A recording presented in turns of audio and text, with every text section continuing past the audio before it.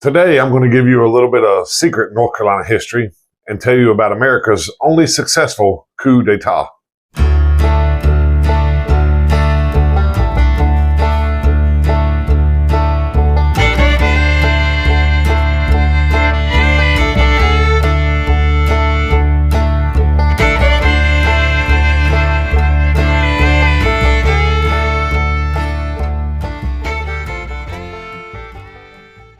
Welcome to the NC Everything podcast. I'm your host, Curtis, and this is the bi-weekly show where I talk about everything that has anything to do with North Carolina.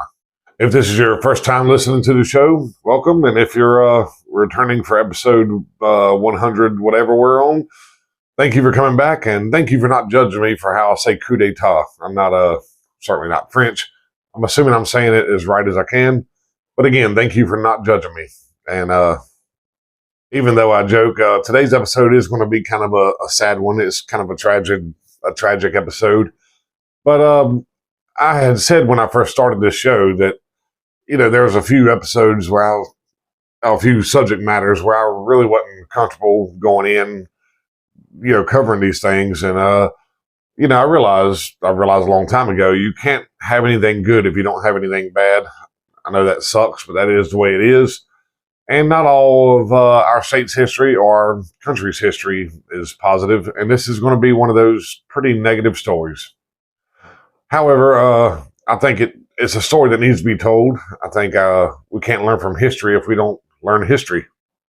And so with that, I'm going to go ahead and get into it, and I'll throw in all the promotional stuff at the end, the Facebook and all that. That'll be at the end. So let's go ahead and get into the Wilmington Massacre. And yeah, I forgot to mention in those few minutes at the beginning that this story, if you want to look it up, it's called the Wilmington Massacre. And it was the only successful coup d'etat in American history. And the last thing, this episode was suggested by my wife, Jamie. She actually suggested it a few times. And so thank you, Jamie, for the suggestion. So this episode takes us to the 1890s, or specifically 1890, I think. No, I was right the first time. We are in the 1890s, and I'll get down to the more specific dates in a minute. But one thing I want to establish going in, a lot of you, especially older folks and history buffs, y'all know this, but back then, right after the Civil War, before and right after the Civil War, Democrats and Republicans, they were a lot different than what they are today. The Republican Party, who loved Abraham Lincoln, they were in favor of integration and progression, where the Democrats, they were for segregation. They didn't want anything to do with mixing blacks and whites. All right, so let me give you a little bit of background. Since I'm not talking about one person, I don't have a backstory. So the background, before the incident that was the Wilmington Massacre, Wilmington was pretty peaceful. They were integrated and progressive. And this was mostly due to fusion politics. You see, the poor white farmers who made up the Populist Party, well, they joined up with the Republicans around Wilmington. And because of the population of African Americans living in and around Wilmington, this Republican Party just happened to be mostly made up of freed African Americans. And because of the sheer number of poor white farmers and freed African Americans around Wilmington, it didn't take long before they took the political majority. And since they took the political majority, it didn't take long for them to win every statewide government office in 1896, including the governorship itself. And it wasn't too long after this that black men and some women, they held positions of power all around Wilmington. And this wasn't just city government. There were black police officers, firemen, nurses, all different roles that you really wouldn't think a black person would hold in 1890. And Wilmington was even where it's debatable, but where the first black newspaper in the country started. This was the Wilmington Daily Record. And keep that in mind because it does come back in just a minute. Now, despite how peaceful and progressive Wilmington was, as always, there was a certain portion of the population who wouldn't have any of it. And these were the Democrats. And a lot of them around Wilmington were made up of former Confederates or Confederate sympathizers. And so a lot of the Democrats, they vowed to end this quote unquote Negro domination. They planned to do it through the polls, which sounds kind of peaceful. You're doing things the right way. No, they did plan on waiting for the 1898 election. But here's the plan. And it's not civil. It's not honest. It's downright dirty. So you got the fusionist, which is, like I said, poor white farmers and freed African Americans. But in this story, you're mostly dealing with the African Americans. On the other side, you had the white supremacists, and they were led by future Governor Charles Aycock, Josephus Daniels, the publisher of the News and Observer, and a former congressman and Confederate soldier named Alfred Waddell, who I'll speak about more than the others. So Daniels, he uses the News and Observer. He uses the News and Observer to make fake claims that blacks were taken over, and he was really trying to raise fear, fearmonger, and get everybody riled up, and it was working. Around the same time, writer and future U.S. Senator Rebecca Felton, she gave a speech, and during her speech, she was quoted as saying that she'd be okay with lynching a black man every day if it meant protecting white women. She said her goal was, quote, to protect women's dearest possessions from the ravening human beast, unquote. Now, two things, if you hadn't gathered by that. They're trying to portray black men as just, obviously they're trying to dehumanize them, but they're trying to paint him as this lethal creature. You got to be careful, or he's going to take your, your dearest possession, which I'm not assuming, for a woman, your dearest possession in her eyes is your vagina. And so they didn't want to, she was trying to paint it out like these black men were just, I guess, and I'm not trying to be funny here, but they were after white vaginas. Now, of course, Alfred Waddell had to add his 2 cents in a speech that he gave a few weeks later. He said, now that guy Alfred Waddell, the former Confederate soldier I was talking about, he added his 2 cents in a speech he gave a few weeks later when he said, quote, let them understand once and for all that we will have no more of the intolerable conditions under which we live. We are resolved to change them if we have to choke the current of the Cape Fear with carcasses, unquote.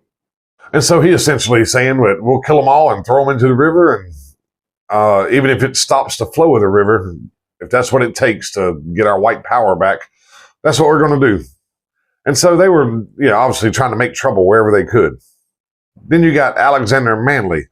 Alexander Manly was the editor of that black newspaper I mentioned earlier, the Daily Record. And in his newspaper, he was responding to that comment about lynching a black man every day.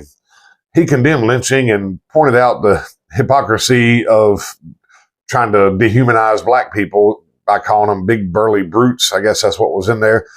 He really talked against it, but he triggered a lot of people when he commented that it's a lot of times white men who are raping white women. And then he went on further to say that some relations between black men and white women were actually consensual. And this really, really enraged everybody. Because first, he's saying that you're raping your own people. It ain't us. And then he goes on and says, well, when we do have sex, it's consensual. Your women like it. So, and I ain't got to describe everything like that to you, but you can see when tensions are high already, this talking shit back and forth is really going to set things off. And it really, really did. Well, the white supremacists, they kept on with their, mess and fake stories, and they kept having rallies and getting everybody riled up. And then when the election came in November, all hell broke loose. The day before the election, Alfred Waddell, he gave another speech, and he demanded that white men, quote unquote, do your duty and look for black people who are voting. And if you find one, he said, tell them to leave the polls, and if he refuses, shoot him down in his tracks. We shall win tomorrow if we have to do it with guns. And I'm not trying to go on too much of a train here, but, him saying that we're going to win tomorrow, even if we have to do it with guns. Well, if you're cheating, it's not really winning. And maybe that's just splitting hairs here. Ultimately, it doesn't matter now. Well, the morning of election day came, and the white supremacists, they hit the road, and they patrolled black neighborhoods looking for anybody heading for the polls. And for the few people they missed, the people that got around them and made it to the polls, they were patrolling the polls and they were running people off, threatening people. And they scared most of the black people away from the polls. And so, of course, they won every seat that they were running for. The whites, the Democrats, won every seat that they were running for. That same day, the White Declaration of Independence was published. Not posted. We're a few years before posting things. The White Declaration of Independence was published, and that's not a nickname I'm giving it. That's what they called it, the White Declaration of Independence. And it stated that we, the undersigned citizens, do hereby declare that we will no longer be ruled and will never again be ruled by men of African origin. Now, I didn't try to look up this White Declaration of Independence, but one big takeaway from the White Declaration was that it stripped Wilmington citizens of their right to vote. It also banned black people from holding any office in Wilmington. And though this probably wasn't in the White Declaration of Independence, the white supremacists on their own demanded that Alexander Manly, the editor of the black newspaper, they demanded he leave town, which at some point he did. I read that he survived. He fled up north and escaped the violence down here. Now, I say all hell broke loose on election day. It's bad right now, but it hadn't really broke off yet. We hadn't got to the real hell yet. But just in what I've stated so far, you think that somebody would reach out to the president and ask for help. Well, they did. And I guess the president wasn't taking requests that day. It said that he ignored every call for help during all of this. And not just these 2 days or these few days, for the rest of the 20th century.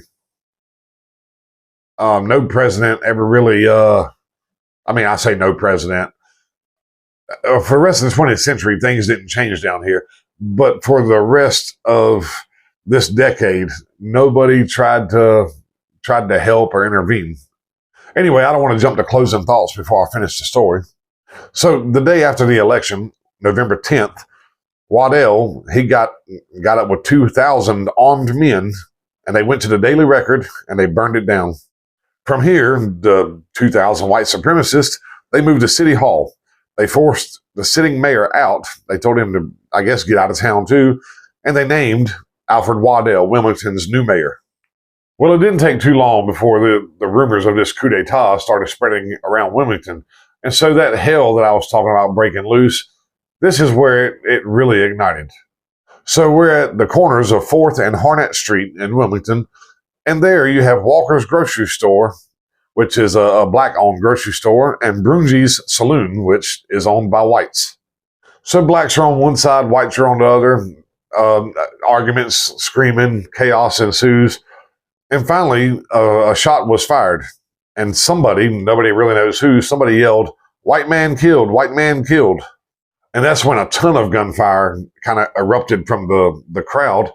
And black men started running for their lives, and they were gunned down.